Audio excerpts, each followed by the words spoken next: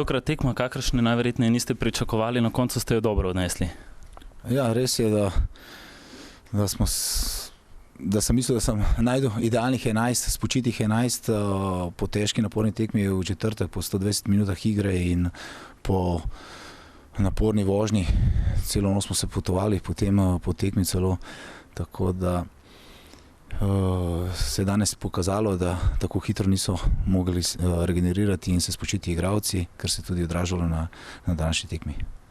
Najverjetneje se mnogi bojijo, da boste hitro zaostali za vodilnimi ekipami, tako kot se je zgodilo lani. Kakšen je vaš pogled na ta začetek sezone?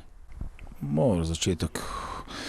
Treba vedeti, da smo igrali v Evropi, je bilo veliko tekem, odigrali smo 8 tekem v 22 dneh, kar je izreden napor.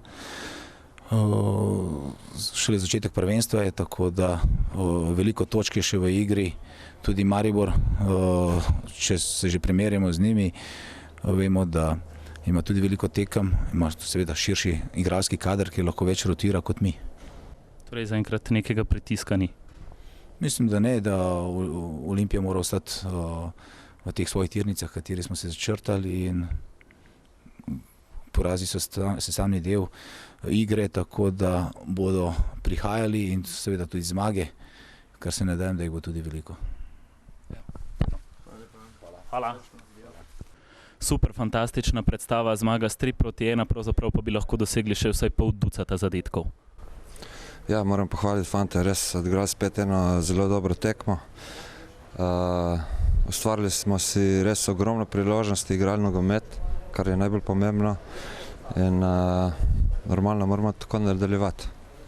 Vidi se perspektiva v ekipi dobra, tako da upajmo, da bo šlo naprej. Zelo veseli smo po današnji zmagi, ker ni lahko tukaj zmagati tekmo, tako da zmagali smo enega favorita in se pravi, da moramo verjeti v svoje sposobnosti in igrati naprej.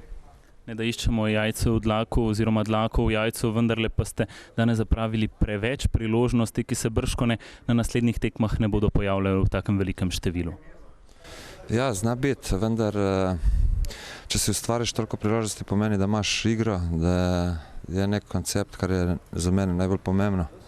Zdaj realizacija, normalno se da s treningi popraviti, vendar če damo vsako tekmo 3 gole, mislim, da je kar dosti.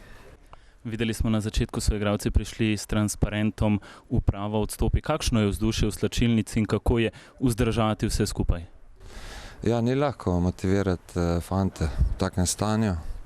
Mislim, da plače smo dobili zadnjič za marec, tako da se borimo, ne.